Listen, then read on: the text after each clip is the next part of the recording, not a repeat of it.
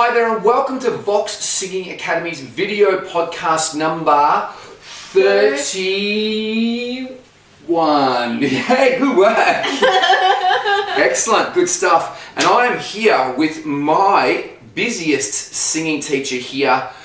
She has a long list of credentials, Russian-born, music family, been doing music since she was born, career spanning more than 20 years of recording, performing, producing and teaching. Vocalists, classically trained pianists, music theory and composer, has won numerous Vox Singing Academy Employee of the Months. Is that a word? Employee of the Months. Major influences from folk, theatre, pop, all the way through to death metal.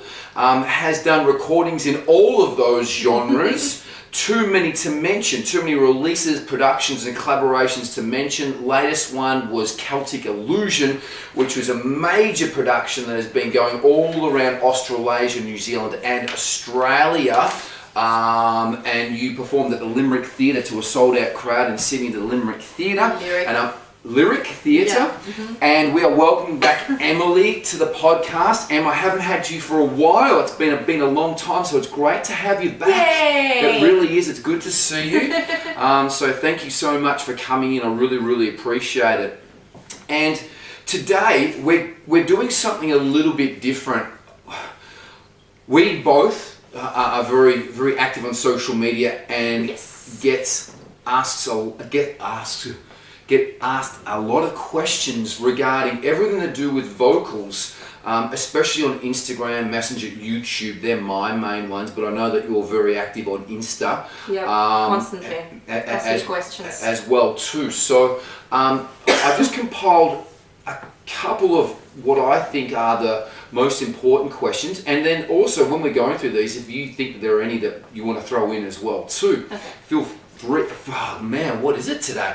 Feel free to throw them in and we can answer them, but these are just some of the ones that I've just picked out just from my YouTube and Instagram and Facebook Messenger. Awesome. Okay, so question number one. It's important for a lot of people, and the question is about vibrato. A lot of people are concerned that they don't have any and that is a problem. What's your point of view on vibrato? No problem. If you don't have it, it's no problem at all. Last weekend I was watching Paloma Faith at the Reading Festival. She was playing, and must have been playing to, I don't know, just a lousy 60,000 people. And no vibrato. That girl doesn't have any vibrato, never has had any. Amazing soul singer, fantastic. I think vibrato is more so, it's a nicer sound, it's more desired, people like to hear it. Sting didn't have any vibrato when he was in the Police, more so developed it when he was in his solo career. Do I like it more than someone that doesn't have vibrato? Yeah, I think it's nice to hold outs and ends with vibrato in certain places, especially slower songs or ballads. Not so much faster songs because you don't have to hold the ends out as long. Let's explain to the viewers what vibrato is. Vibrato is a vibration of the tone that we're hitting to generally a quarter tone above, backwards and forwards, very quick. Okay, so that's what vibrato is. Yeah, so it's like that. And technically vibrato is trained. You're classically trained as well too. So when you're doing a slower song, when you have classical lessons, your vibrato actually has to be to the pace of the song and vibrating slowly. And if it's faster. Contemporary singers, they don't really sort of worry about that, especially like with Christina Aguilera. She has what I call a raise up, where it starts with no vibrato, it starts straight, and then as she goes through the notes, it gets bigger and wider and louder as well too. That's what she does. That's one of her things. So. And I would like to add to this that there are two main types of vibrato. One of them is the true vibrato with your diaphragm, using your core support, exactly what you talked about, like Christina Aguilera, right in tail end bronchitis. Laryngitis. And laryngitis, all of it. We're gonna do a podcast on laryngitis because I had laryngitis about 3 weeks ago, and Emily contracted unfortunately laryngitis last week, and you've just recovered, haven't you? Had 4 days off. Today's first day teaching after that. Wow. And you know what? You really do. When I had no voice, it was like, wow, it's so good to have your voice back, and it's just how. For granted. Well, let's keep it for the podcast. Let's keep it for the podcast about this. Okay. Yes, let's do that. Awesome. So for the vibrato, there are 2 types of vibrato. One of them is physiologically more correct per se. Is your diaphragmatic vibrato. When you hold a note, you just talked about it. Christina Aguilera, she would do this.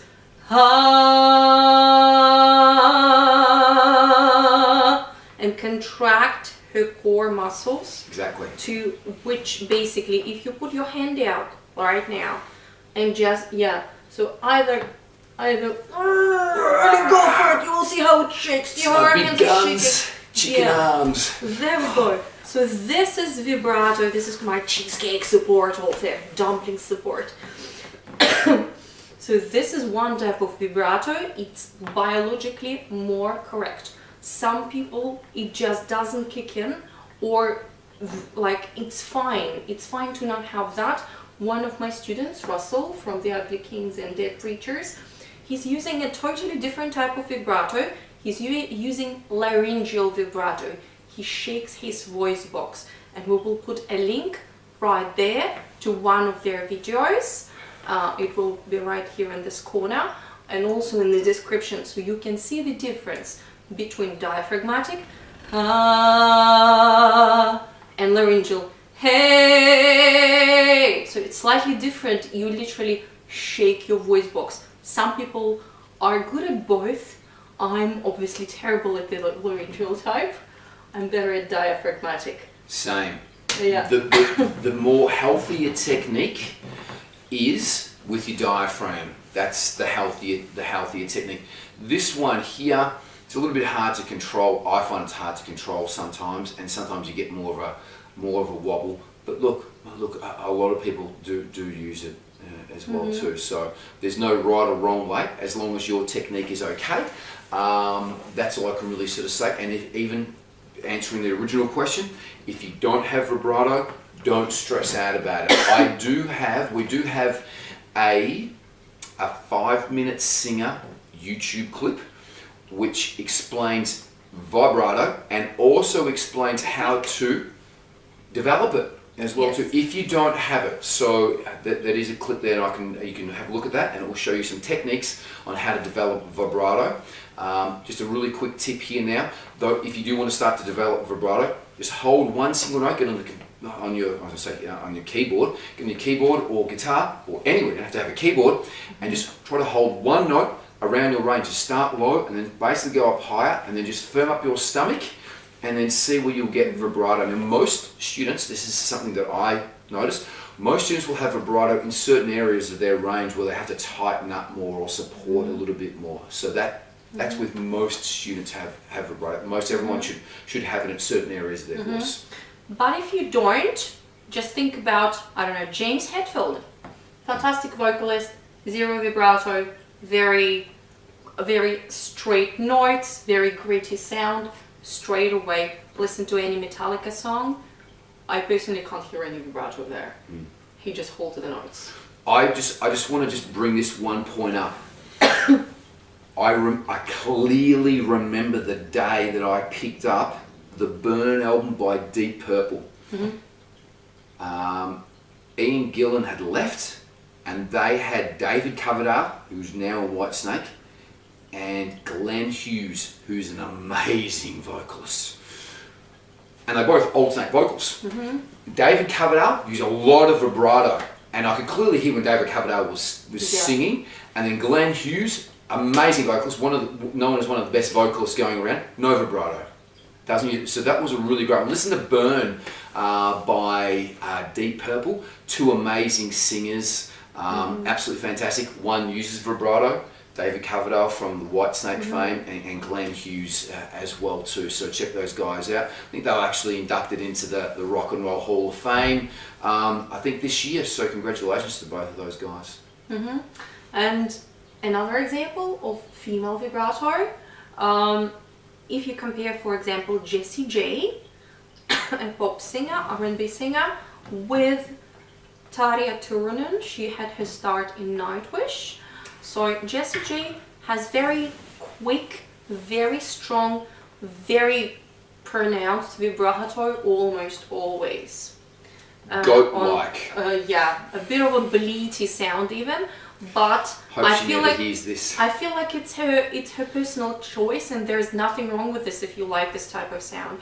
She has some fantastic videos from China, where she covered Whitney Houston. Jessie J. Yeah, incredible. Like, I take back everything that I never liked about her. Giant fan of that. Not a fan of her own stuff, but it can tell you that she's technically a very proficient vocalist. She can choose which type of vibrato to use when.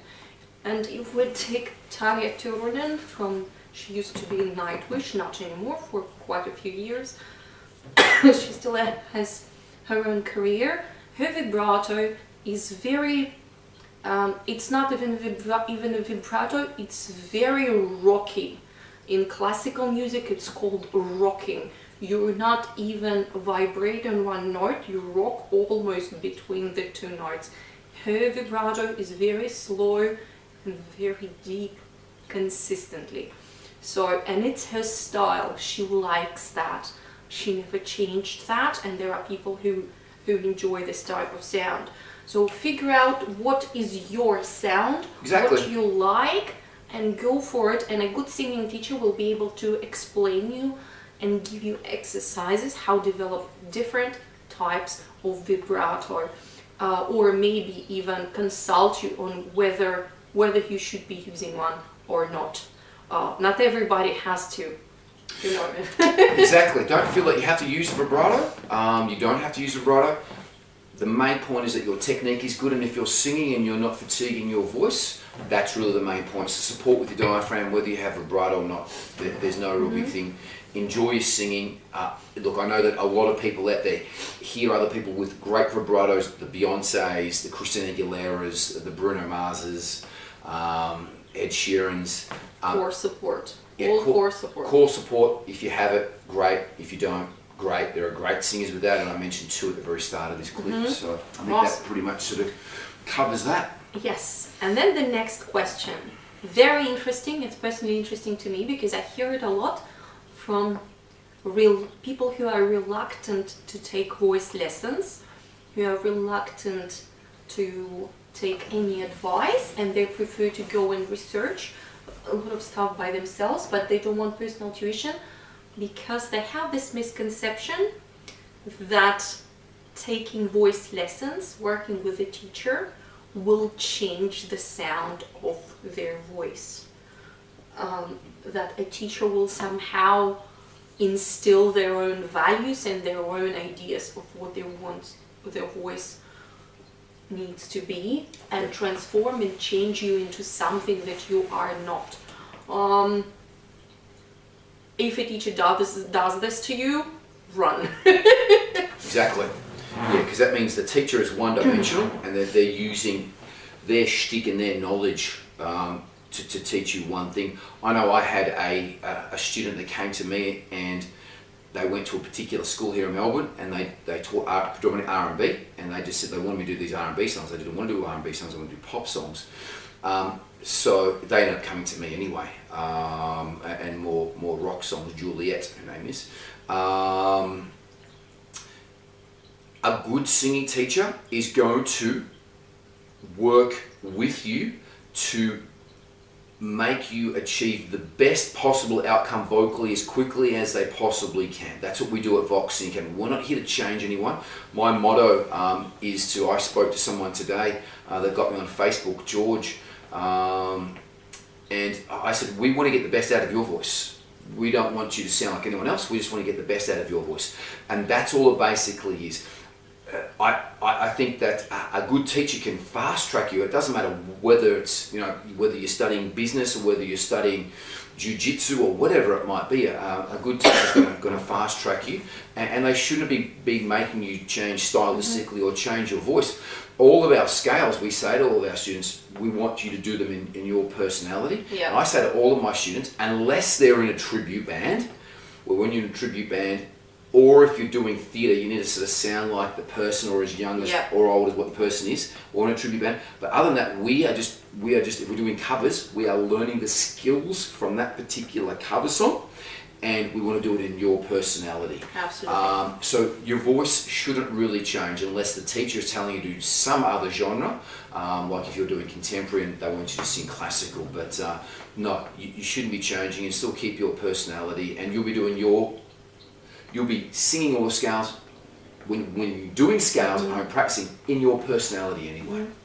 How it will change though, if you train with a good teacher, is that you notice that your speaking voice is stronger now as well. Not only singing, but your speaking voice. Another one of my students, Cara, who's had chemical damage to her vocal folds, and she has multiple sclerosis. She messaged me recently saying that her singing lessons did for her voice what speech therapy didn't do. And her GP, the person who sees her all the time, she's unwell, she has a lot of issues, she sees her GP all the time, and they noticed that her voice is much stronger now. So what you will notice with good singing lessons, yes, your voice will change for the better. It will be way easier to use it. You will sound more projected, more well-rounded.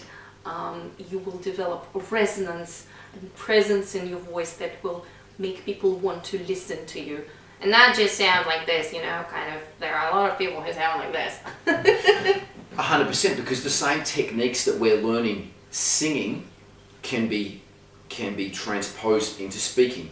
So if you're giving a lecture, or it doesn't matter, even when I'm speaking, I taught 10 hours on the last couple of Wednesdays in a row, and I have to make sure when I'm speaking, I'm using my core, articulating properly, not pushing big sounds through small gaps like this. So yeah, and I also speak melodically, but it is definitely, you're training the same muscle when you're singing as what you are when you're speaking. And a lot of I see that with students. I've got a student of mine, Jason Pullman-Smith, and when he came in, he was very not speaking that confidently, but now he opens his mouth, he articulates. He's a very, very confident person now, and I think our singing lessons really, they transcend all the way. They're going to make you a more confident singer, but then also speaker, and also a person as well too. So 100% good singing lessons will drift off into that as well too. I've just released some clips on YouTube regarding an actor that I was working with, a French actor, trying to develop an American accent, which is very hard. Yeah. And it's not just an Australian trying to develop an American accent, it's a French accent trying to develop a US accent. But again, same things. It was articulation, pronunciation, diction, support. Yes. But no. Tongue placement, very important. Very important. But your singing teacher, good quality singing lessons, should be working with you. Okay, we have an assessment when we get all of our students, we sit down with them for the first couple of minutes, we assess what they want to achieve, what they want to do, and we work with you, and we try to come to a compromise, a middle ground. I try to come to a compromise, a middle ground on every situation. So if some person wants to do something and I don't think it's technically great, I always try to come to a compromise. There's a compromise in everything. Yeah. And we try to work with the student to get the best outcome. Awesome. Okay, next question. How do I learn to sing those really fast trills? Look, you've got two ways of doing them. One, emulating your favourites, your favourite singers. Okay, so going and singing along to, especially the classics like Stevie Wonder and Aretha Franklin and those people there. You can do that, and then just jump onto our YouTube channel and have a look at the runs. But doing quick runs with scales is really the way to do it, because it is vocal gymnastics, and we start off all of our students with a slower, very simple trill, art, art, and then we end up doing art, very quick runs coming down. So we've got numerous trills. They are the two ways to do it. Start slow though, start with someone, for instance, if you're just starting off, maybe do some slow trills like I Wish You Were Here by Pink Floyd. So you think you can tell. So, just do some slow ones firstly. I think Ed Sheeran's a good one to start off with career. So start off on his first album, he was just dabbling. That he's runs on this new album and X. Whew, very, very good triller and executor of runs now. But you can see that he was just something that he dabbled with in the very first album and got better. And that's the way you do it. Yeah, follow some of your favorite singers, and then try to, even if you've got a favorite singer, try to break the run down slowly. A lot of kids see Mariah Carey and Whitney Houston and Ariana Grande doing these super fast, quick runs. Do them slow, so if they're going, yeah, go, yeah. So break it down slow, even if you can slow the YouTube clip down. Emily. Right there in settings, pick 0.75 speed. And listen to trill and repeat. Remember, Bingo. remember. Do that, guys, and then copy it slow, and then do it faster. Remember my student Peter with crazy R&B runs and trills, singing his own songs. Yeah, amazing. Yeah. Amazing. So when he came for training, when we just started, his trills were very chaotic. They were not polished at all. I can imagine that. Yes, beautiful guy. Beautiful pitching. He's so artistic. He's writing such beautiful songs. But the reminds me trills of were, George Michael. Yeah, the trills were very disorganized. Like he was not aiming for a specific note. It would just be woo. It would be just kind of shaking between the notes. And he's super impatient. Like a lot of people are super impatient. And I love working with people who provide you with challenges, kind of to settle them down and give them the road which they can follow. Turned out that he is a big fan of Toni Braxton and Luther Vandross, and they have very defined library of trills that they are using. Toni Braxton for female voices and Luther Vandross for male voices. So what we did, we just worked every lesson. We have hour-long lesson, longest lessons that we do regularly every week, and we break down every single run. I listen to a run, I pick it up on the piano, we figure out with Peter how to sing it slower. Hey, hey, hey. Hey, and speed it up gradually, little by little. And what we often found out, there were way fewer notes than you think there are. Yeah. But they are executed very cleanly and very precisely. And what is very important if you're doing R&B, especially R&B or jazz, pentatonic scale. I think we will need to do a demo at one point of that, right? So pentatonic scale, if you have a piano in front of you right now, or a piano app, just play all the black keys. This is a pentatonic scale.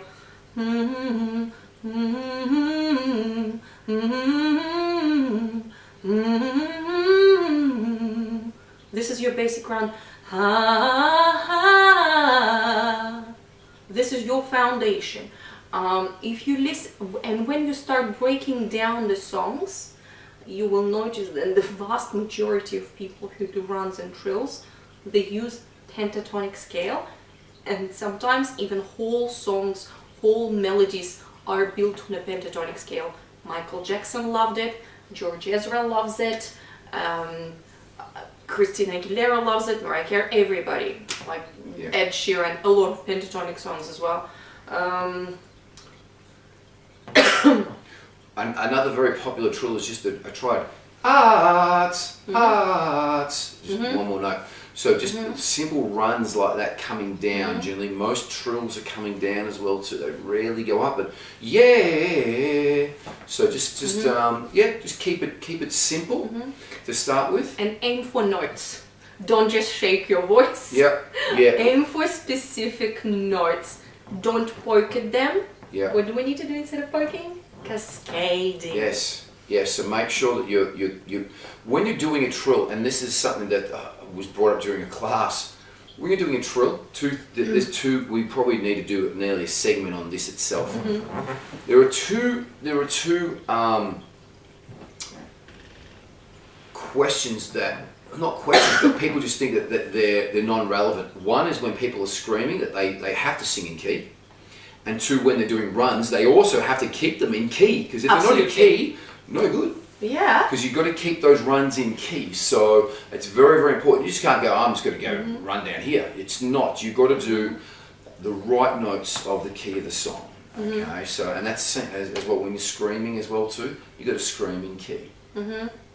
And when you build this library of different runs that you break down, or your teacher helps you break down, you will be able to combine them in your own way because your voice will be trained to do it.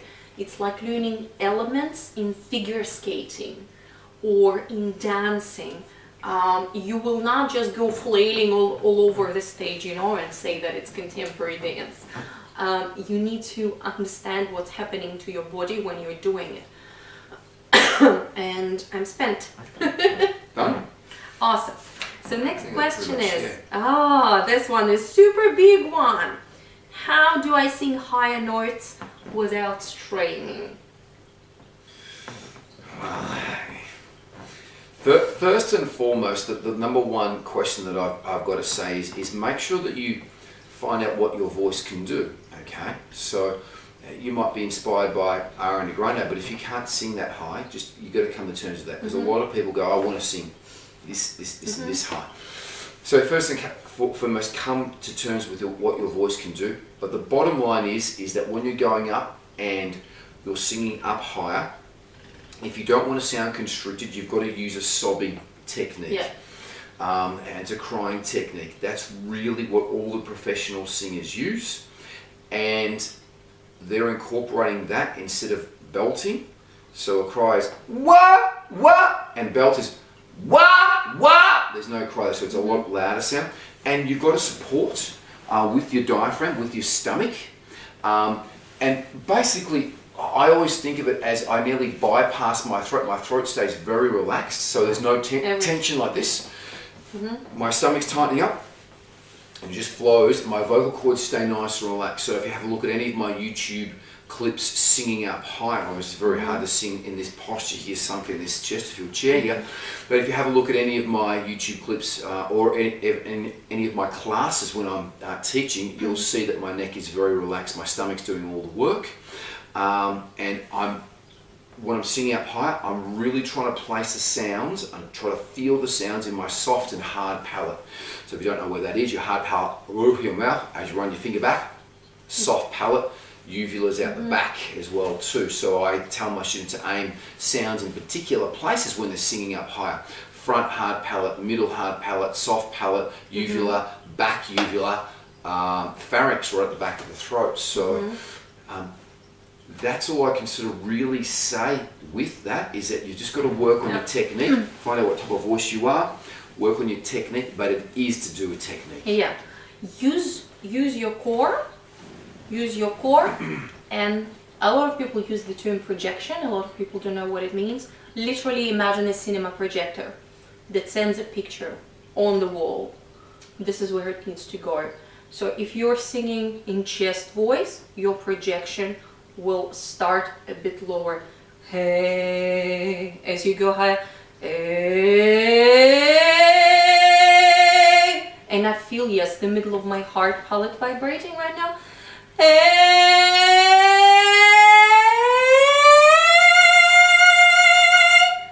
all the way into falsetto. That was very good considering you had no voice a couple of days ago. Yeah, today's my first time singing, you guys. That was after 5 days of total vocal rest. Obviously I warmed up today a little bit. I was so excited, like every note you gain with every new pass is very exciting. But this leads us on to the next question. Is it possible to sing with cold and flu? And is it bad for your voice? We'll just reiterate that point about singing high firstly.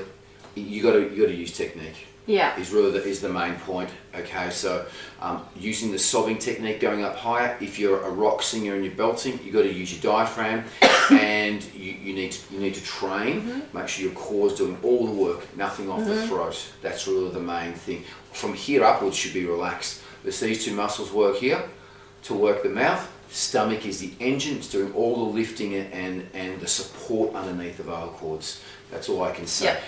Both me and you, Emily, teach for long periods of time, 9-10 hours a day, and we wouldn't be able to do that if we didn't have proper technique and core strength. And so what we're using is what we're teaching. Okay, so we just an example of what we teach. So that pretty much answers that. But guys, again, check out our 5-minute singer Ask Vox Singing Academy YouTube channel. There are lots of great free tutorials about singing high in both true voice and falsetto. There's actually a playlist specifically designed for both of those, singing high and true voice and singing high and falsetto. There are separate playlists for that, so guys, check it out, subscribe, because there's lots of great, fantastic content on there. Okay, so how about singing with a cold? Okay, so singing with a cold, and we've just both come off laryngitis. The only time that I've ever stopped singing is when I've had laryngitis. And laryngitis, any gitis means infection, and that means we had an infection or inflammation of our vocal cords. Other than that, I've sung through everything else. I generally, and all of my students, generally you would lose with a cold half a note to, at the very worst, a note and a half, 2 notes off your range when you have a cold. Okay, we're not talking laryngitis. Laryngitis is very, very rare. I'm not quite sure how many times you've had laryngitis. That was my... 3 times in my life. Yeah, that was my 3rd time as well too. So it's very rare that you get it. But with a cold, we all know you can get anything from 2 to, if you had a bad run, 10 colds a year. And most singers sing through those, or other guys, lots of guys that are touring Europe at the moment. Ablaze, Massive. I just spoke to Brad from Massive. It was his birthday today. Happy birthday, Brad. Airborne, you name it. There's about 10 of my guys over in Europe touring at the moment. They've got a cold. What are they going to do? They can't cancel the show. They've got to keep on going. So 99% of ailments that you'll get, you should be able to sing through. Yes, you might not be able to sing as high. You might not just go for some really high notes. Preserve your voice. The big point that I can say, guys, here is that if you have a cold, and when I have a cold, my strength and stamina that I've developed with the months beforehand gets me through that time when I'm weak. That's what it is. And it's the same with a professional athlete. If they've got an injury, their fitness gets them through that when they have to play the game the next week. And that's the same with me. So the stronger that your voice is, the quicker that you'll get through it. Or even with I had a couple of colds this year, and it just straight all the way through. Same teaching, same technique. I just really support a little bit more before I start my classes. If I've got long runs of classes, I always think, okay, I need to make sure that I support early because I need to make it to 9:30 or 10 o'clock tonight. So it's very important to be conscious about that you're running a marathon. So if you're on a tour and you've got a cold, I think we need to make it to the very last note of the very last show. But yeah, again, guys, check out. I've got again, I don't want to plug it in on I think it's on the Vox Singing Academy YouTube channel. I have got singing with a cold, and also what to take and eat and drink and take care of your voice. So again, it's all there, but you really want to address your cold straight away and take care of it. watch your technique, support, use great technique, see how much of your voice you've got after you've warmed up, and then take the appropriate action to not sing the very high notes. If the high notes are straining, go to falsetto. Just be wise with your voice. Don't go off and use less power. Don't sing as loudly as you normally would as well. I find that this is very important. And incredibly important, especially when you're singing in falsetto. The higher you go, the more frequently your vocal folds do this. And if you're sick, they cannot connect, they cannot vibrate as quickly as they need to. So they start straining, and there are micro cracks in the mucus lining. So this is a very big chance of getting more infection embedded into the body of the vocal fold. So try to, like, lowering the range, I want to say, is the single most important thing that you need to do for your voice. If you know that you have those, I know 100%, I have my A5 always. If I can't get to my A5 on a warm up, that's not good. This is where I need to start transposing things. And my full range is up to C#6.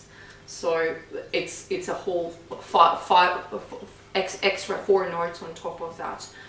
Just while we're on that as well, it's about warming up. Very important, you warm up your voice, see how much of your range you've got. When you are ill, it generally takes longer to warm up to get your original range. So when I'm sick with a cold, it takes longer to warm up. I just want to backtrack there because you brought up a great question. Now, I did explain a little bit about laryngitis. When I've just generally got a cold, generally I get a thing called pharyngitis, where the back roof of my mouth hurts where I swallow. It's not affecting my larynx, which is down here, because we just spoke about laryngitis. Laryngitis is an infection or inflammation of your larynx. It's very rare, but generally you get a sore throat, which is all up here, and the outside of the vocal cords will be red, not the actual vocal cords. So the muscles, the outer laryngeal muscles that can contract and push the vocal cords together, will be inflamed, and that the general pharynx, I'm talking the back of your throat, will be red. But remember, it's a mile away from your voice box. Your voice box is here, so it's a very long way away from your voice box. So be cautious, see how much of your voice you've got. But as I said, 98% of ailments aren't laryngitis. They're a common cold, which is going to generally pass in 3 to 5 days if you take care of it.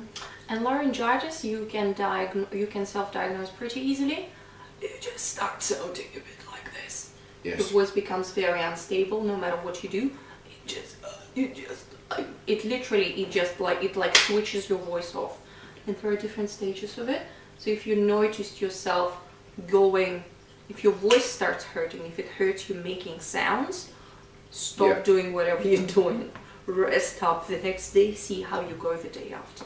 Guys, check out the laryngitis diaries. It's a 7-day check-in that I do when I had laryngitis.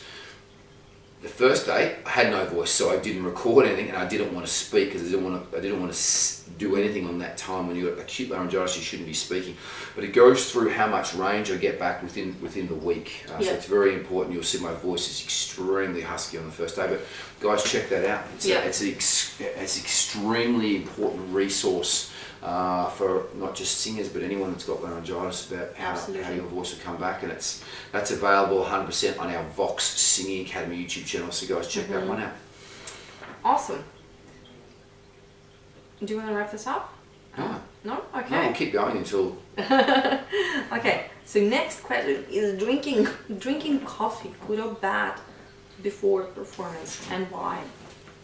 Okay, everything in moderation. I'm drinking tea here, and what happens with let's just stay with tea or coffee. It dehydrates you. So if you have a lot of tea or coffee during the day, especially tea because it's got the highest form of caffeine in it. A lot of people don't know that, but it has.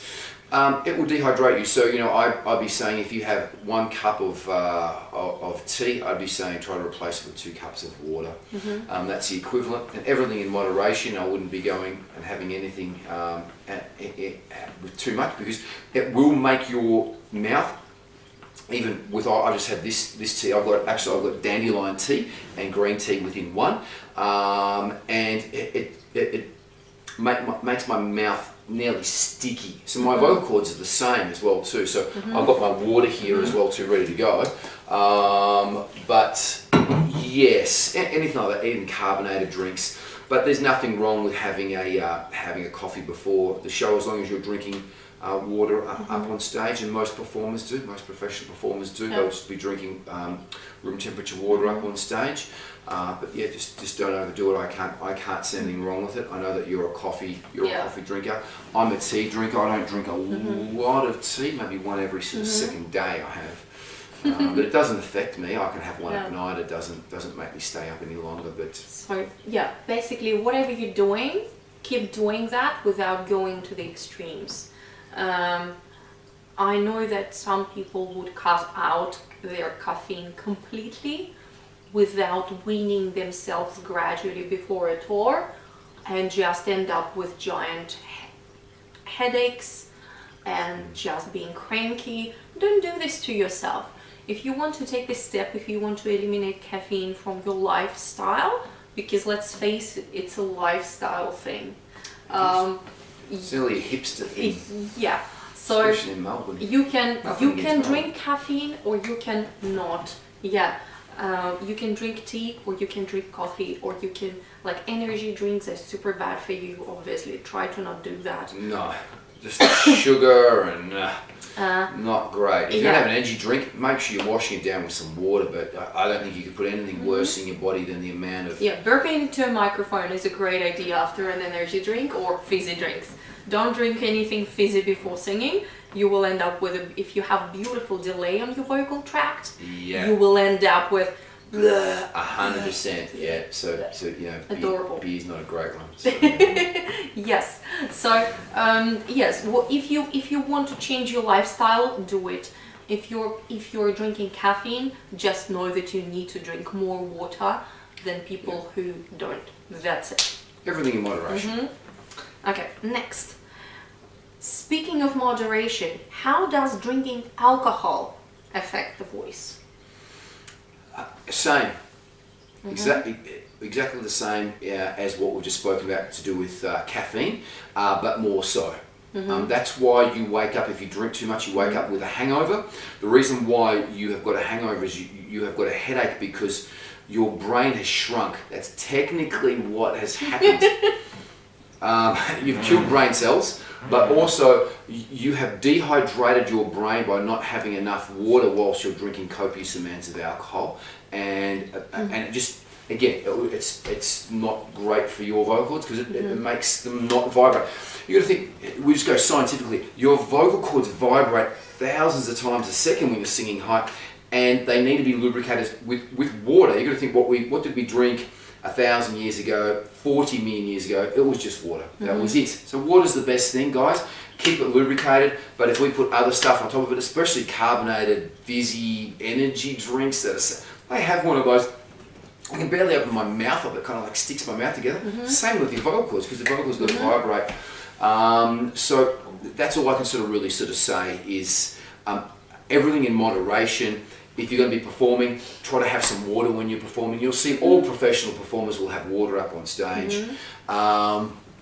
Everything in moderation. I always say to all of my guys that are touring, just water before and during the show, and then have a drink after the show. Yeah. You know, but up to you. You know, if you want to drink during the show, that's totally up to you. But excess will dehydrate your voice. And the other thing as well too, if you have too much, you get a thing called Dutch courage, where you actually feel more confident than what you actually are. And I know that I've done some live performances, and I've heard the playback after I've had a few, and I thought that I was cooking up on stage and it was great. Listen to the playback and go, not so good. Yeah. So that's a really big one. I never do that, because you generally got punters there that are paying or taking their precious time to come and see you. You want to give the best performance that you can. So always being professional, try to be the best band that you can on the bill. That's my spin on alcohol. Yeah, same experience, you guys. I like whenever I have even a tiny bit of alcohol, like you saw me during different celebrations, right? The tiniest drink. I'm a very cheap date. I'm becoming very funny. Life's amazing. Everything's great. And I feel that I can sing like a nightingale. And then I go and listen to it. Oh my God, why did I open my mouth? That was just terrible. Because alcohol inhibits you. It inhibits your nervous system. Yes, you lose inhibitions, like you become more brave per se, but it inhibits not only your cautiousness, but also the ability of your nervous system to react fast. So very often you're under the note, you're out of time, you're not using your core support. This is the first thing that goes for me. I just start doing that instead of using the correct technique. And it's absolute murder on your voice. In my early 20s, I was singing in black and doom and death metal bands, and in a lot of them I was singing both classical and screaming, growling. And yeah, whenever I ended up with a video, people would still use camcorders back then. It was just terrible. I made a conscious decision never to drink before singing after one of those, because it was just, I was literally just, it was not even a lot. It was like one shot of something. I'm the same. And it just wipes your common sense straight away. I can't do it. I know people can. I'm not saying do this, that, or the other. I personally can't do it. I don't have anything before I go and drink. That's just me. So just use common sense as well too. You want to give the best performance that you possibly can. So yeah. Okay, so how about smoking then? Well, smoking's not great for your vocal cords. We'll just go into the scientific part of it as well too. Your vocal cords are, when you smoke, you're actually breathing in hot air, because it's actually hotter, and it expands your vocal cords. So it heats your vocal cords up. So it's like getting the top string of the guitar and making it looser. Okay, so it's not a great thing just to smoke when you're up on stage or wherever it is, because it actually expands your vocal cords. But it's not great. You just got to think of your windpipe and your vocal cords as a chimney, and the longer that you smoke, the more and more it will become darker and darker and have phlegm, or even to the point of resin on the vocal cords. And you can go, don't take my word for it, jump on YouTube and see someone's vocal cords that are that they've been smoking for 10 years, and then someone that hasn't. Someone that hasn't, their vocal cords are as white as that piece of paper. They're actually white tendons, but you can go and jump onto YouTube and you can get them black, completely black if they've been smoking for a long time. Very often, what it also, basically it's microburns, because temperature of cigarette smoke is way higher than anything you would normally breathe. Exactly. And secondly, the main function of the vocal folds, before we started using it for speech, when we were just developing from fish and whatnot, as soon as we started developing them, it was primarily to protect our lungs from all the crap that was potentially coming in. Because whatever gets to your lungs stays in there. Yep. It's not getting out. All of the gunk that is in addition to the smoke particles is in there. All of this will just sit in your lungs forever until the day you die. What it does, it creates constant irritation.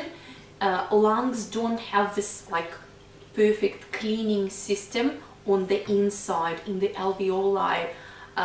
This is how people get pneumonia very often, because they just inhaled something, so aspirational issues, like they've been swimming, or they inhaled some dust, or for example asbestos, which is absolutely terrible.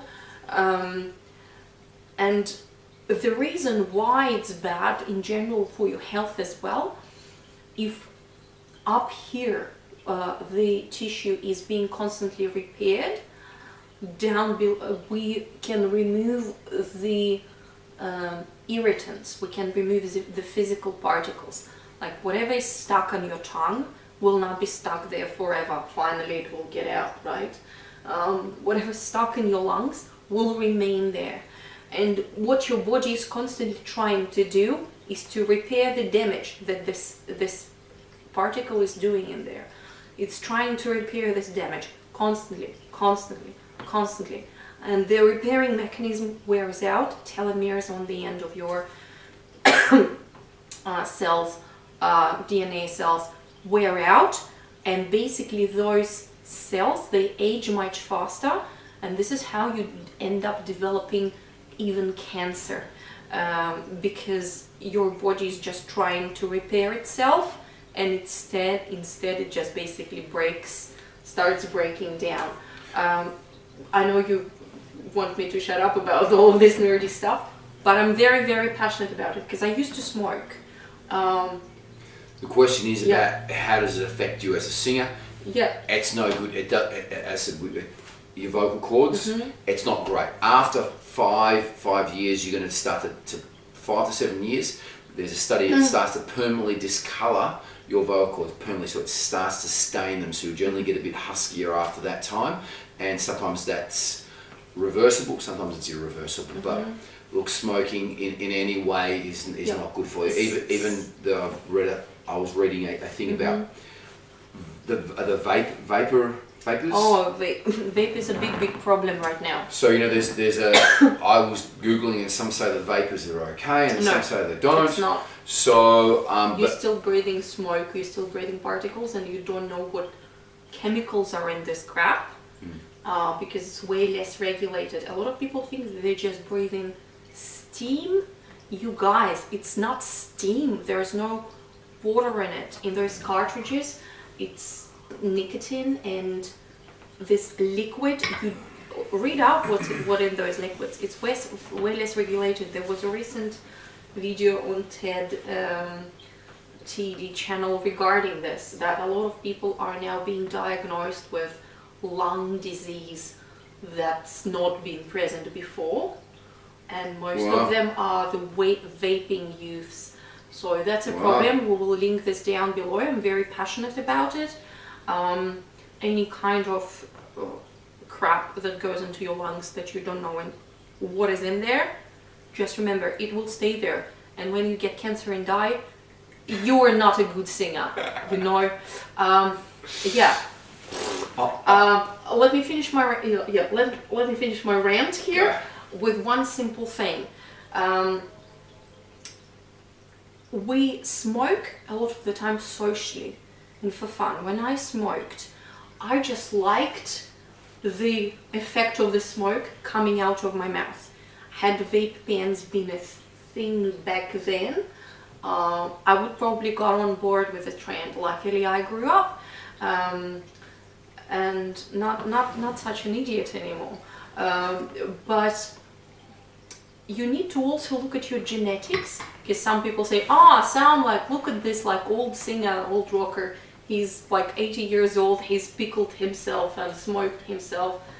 He looks like a salami and sounds like one, but he's still living. Like George Burns lived to I think 101, but he smokes cigars. So. Yeah, so it doesn't matter what you do. Sometimes it's just genetic predisposition that you can take certain things better than other people.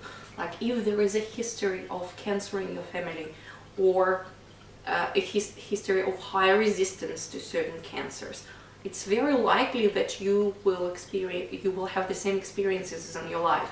So if your grandpa passed away from lung cancer or throat cancer, my Oma did. Yeah, or vocal emphysema. Vocal cord, anything, don't think that it will magically bypass you, because there is a very, very high chance that it won't. Look after yourself. Whew, rant done. Okay. Smoking is bad for your voice. Exactly. Now, next question is way more pleasant. How long will it take before I'm able to sing well? Okay. We'll be very truthful here because I always wear my heart on my sleeve.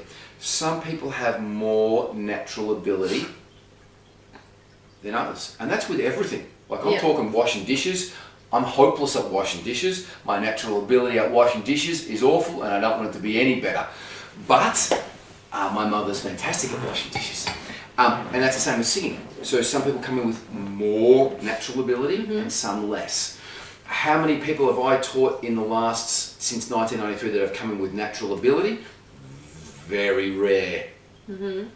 Maybe one a year. And those people generally don't do anything. They haven't done anything with their careers. They've taken it for granted. So it really depends on how long, you practice for and how dedicated you are with it. That's all it really is. It's how bad you want it. Again, a great case study is Ed Sheeran. You can see some of his early clips when he was a pre-teen and then a teen, and how his voice has grown and got better. Amy Winehouse is another one as well too. You can see her when she was just in primary school, and you can see she had some talent, but it was very raw back then. It was an uncut diamond, and she was very passionate about it when she was in primary school. So it's a very open-ended question, but really, honestly, with all of my students, you should be feeling a lot of difference within the first 4 to 8 weeks of doing the scales most days a week, 5 to 6 days a week, practicing scales and singing and following my instructions. You should feel a lot more power, strength, control, and ear and pitch training within 4 to 8 weeks if you do what I say. Now, I ride my guys pretty hard. Most of my guys are professional singers, so now all of them are generally practicing at least 6 days a week. Absolutely, and I've had my first lesson after laryngitis today with Genu from Canada. Hi Genu, and we talked specifically about this, about the lapse of practice and how it basically rewinds your progress, because your muscle tissue That would be awesome. Yeah, because your muscle tissue just is not as strong anymore because you have not been training it. Muscle memory. And she compared it to climbing. She's a climber, and when she goes and does it regularly, she gets much better very quickly. You can see it. It's much easier. You just go higher, and you're less tired.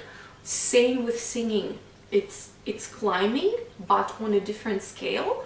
And if you get, it's vocal athleticism. You're using your voice to. Your voice is a muscle. Yes. As soon as you stop training, I notice if I skip. It rarely happens when I skip singing for 2 or I don't know, like 2 days. I'm very rarely on voice rest for longer than 1 day. Yeah. I'm usually not doing anything on Sundays with my own voice. This is my voice rest day. It's important to have one. 100%. But improving, you should feel almost immediately. If you don't feel that your voice has improved after your first lesson, the information and the skill that you've had, revise it. Think about what did you miss, or maybe the teacher didn't tell you something, or maybe a lot of people do this mistake. They learn the information, but they don't make it a skill. One thing I can say, guys, is patience is a very, very sought after. You want to have patience. Yes. You know, Ariana Grande had been singing her whole life, so she was an overnight sensation. There's a video of her singing when she was 4 years old in the car. Mom was filming her. Beyonce, Michael Jackson, these guys didn't come overnight, okay? Nothing is going to come overnight. You've got to have patience. I know that we see the Ed Sheerans and we aspire to these people. Again, Ed Sheeran had been writing songs since he was 8. Lady Gaga, 13, she started writing. She was having singing lessons when she was 9. These aren't overnight sensations. Yeah. Gaga didn't break until she was in her 20s. So small increments, little bits of practice every day is going to be better than practicing a lot in one day, once a week. 100%. I can't more highly suggest that if you're short on time.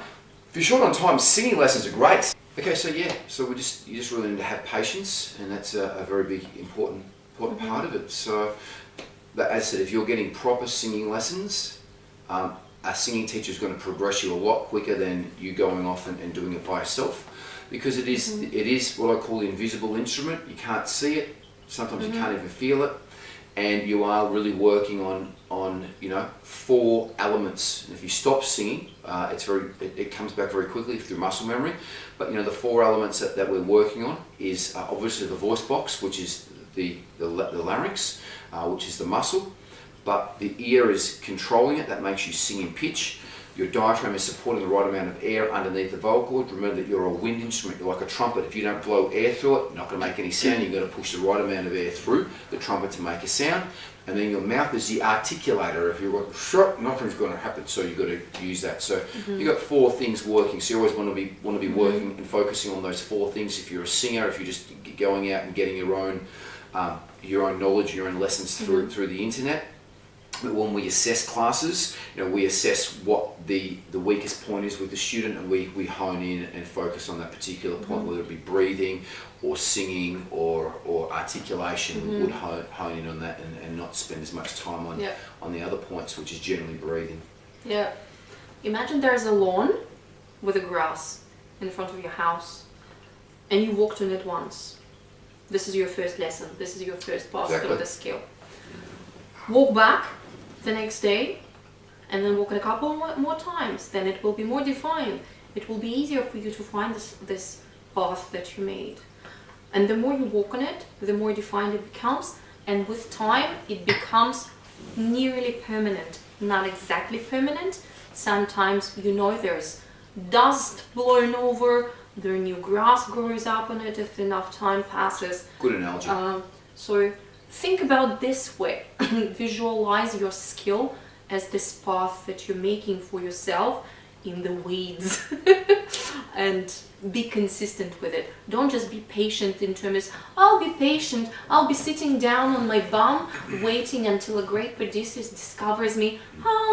I'll be waffling around on Instagram singing into my phone with no instrumental, no actual training. Just don't just acquire the knowledge, transfer this knowledge into training, into physical training. Yeah. I was reading, there's a famous quote that gets thrown around. It's 1,000-hour theory. You have to do something for 1,000 hours before you become good at it. That's like when people have got a job, an occupation where they're working 40 hours a week. I'm not quite sure whether there's anyone that works 40 hours a week. I work more than that, but a job, and that generally equates to about being 6 months into a job, and that's when you're generally pretty good at your job is 6 months in. There was a thing, I had senior lessons and I've done 1,000 hours and I'm still not that great. Well, what's the amount of focus that you're doing? Are you vacuuming? And then it got down to the bottom of this point that this person was doing other stuff while they were walking around doing painting and doing. You got to focus and give your 110%. And that's what I'm saying. This is singing is great because you can go in and do 10 minutes of scales, focused in front of the mirror, do 10 minutes of singing, and you can get very good progress from doing that. If you do that 6 days a week, you're going to feel a lot better in a week.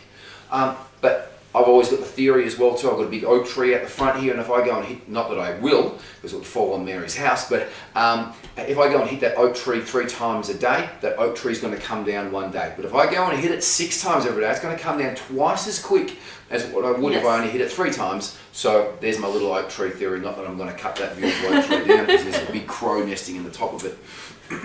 Okay, so the next question is, learning to scream for rock or metal music without hurting your voice. Yep. It's all to do with technique, really. I'm sorry to say this, that's all it is.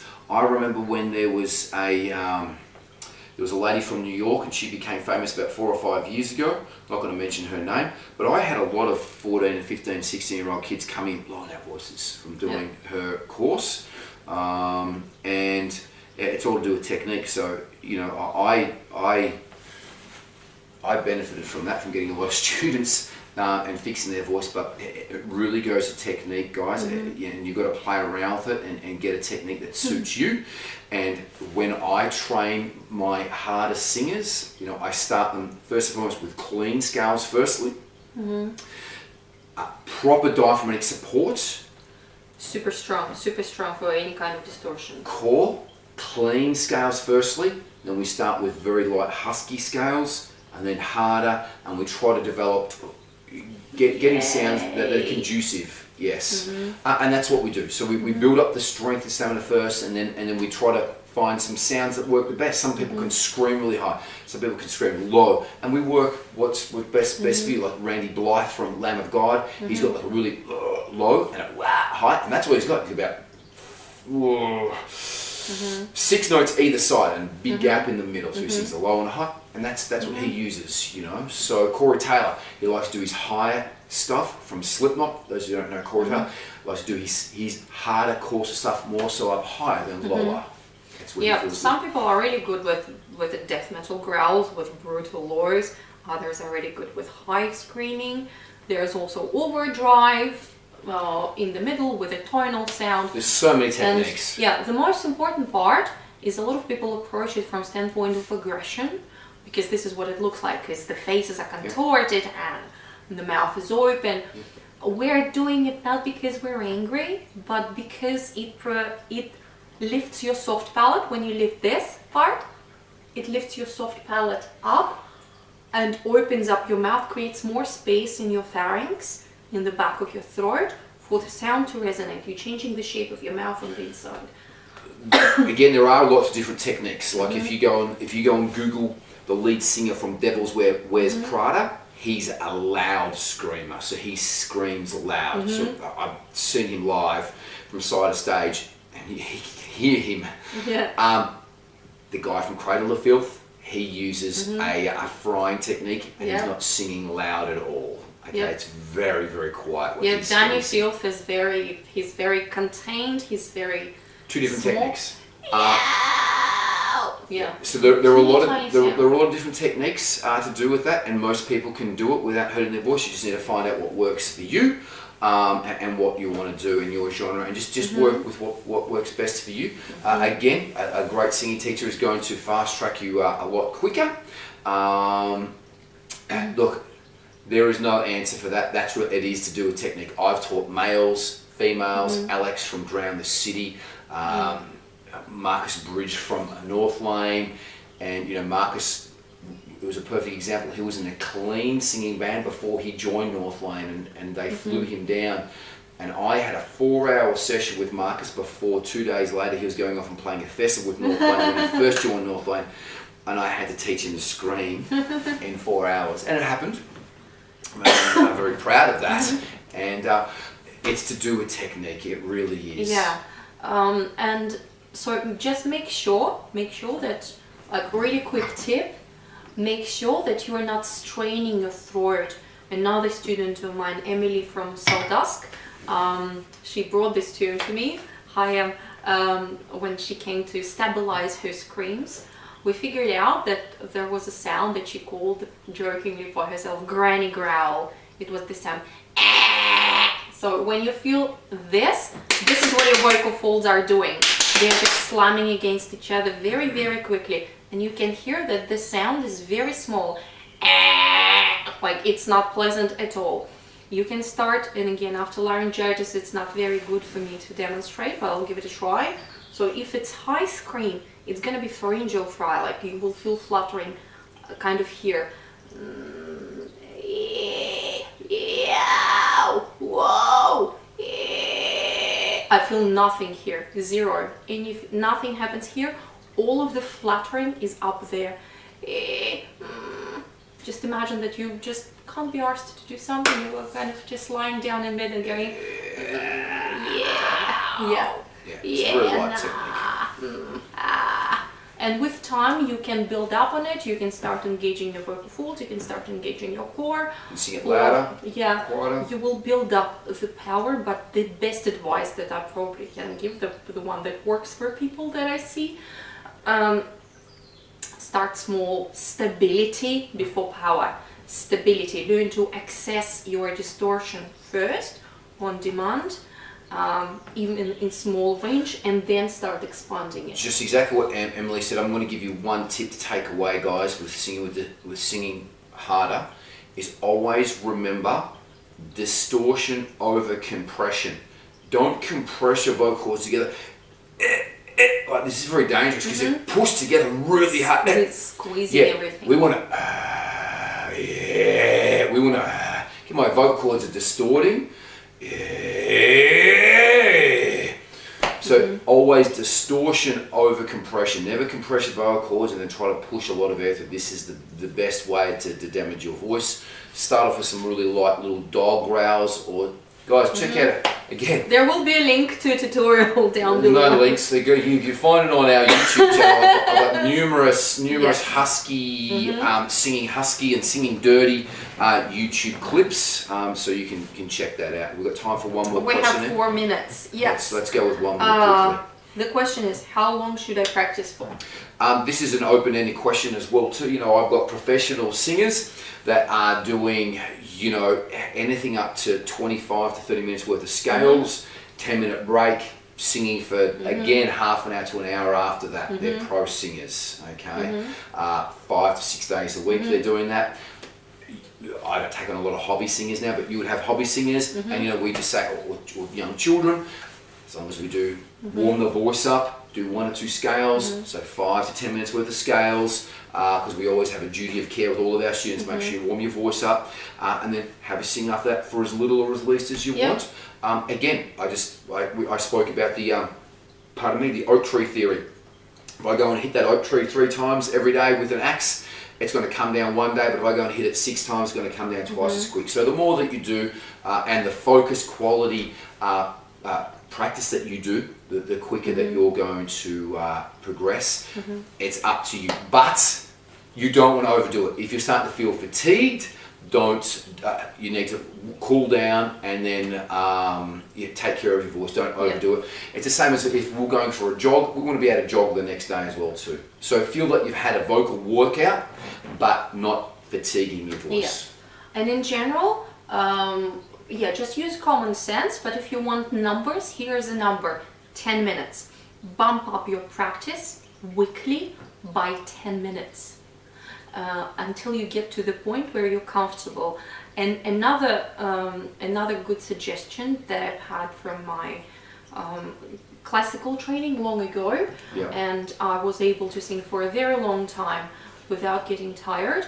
So yes, bumping up this practice gradually, but also taking vocal rests inside the practice, inside the recording.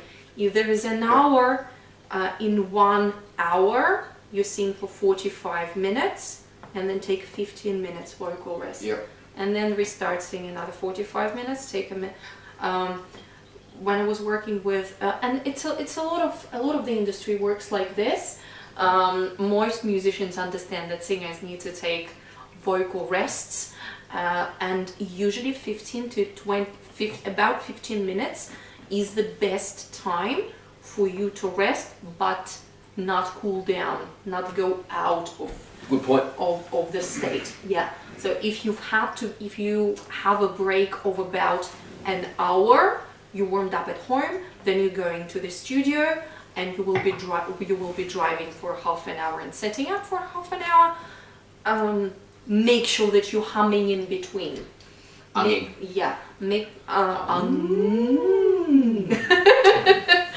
Yes. So add 10 minutes every week until you're comfortable, until you get to your peak condition. If you're a professional singer, you should be able to sing, and here's my alarm. You will need to be able to sing for about 3 hours pretty often.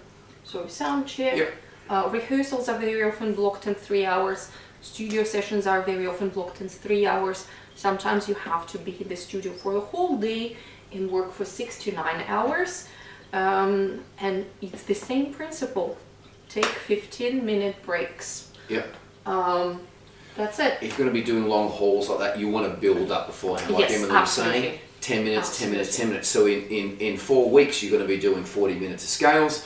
So if you know that you've got a big recording session coming up, because unfortunately vocalists get banged in at the end of a recording session, we're there for 3 days in a row, build up to that, the touring build up. So again, it's always quality over quantity, and the more quality practice you do, the quicker that you'll progress. Yes, absolutely. Bottom line. So, and we're out of time. Thank you so much. We've got a few more questions there. I have one more left about the confidence, but I have to go because my online student. That's okay. We're good enough.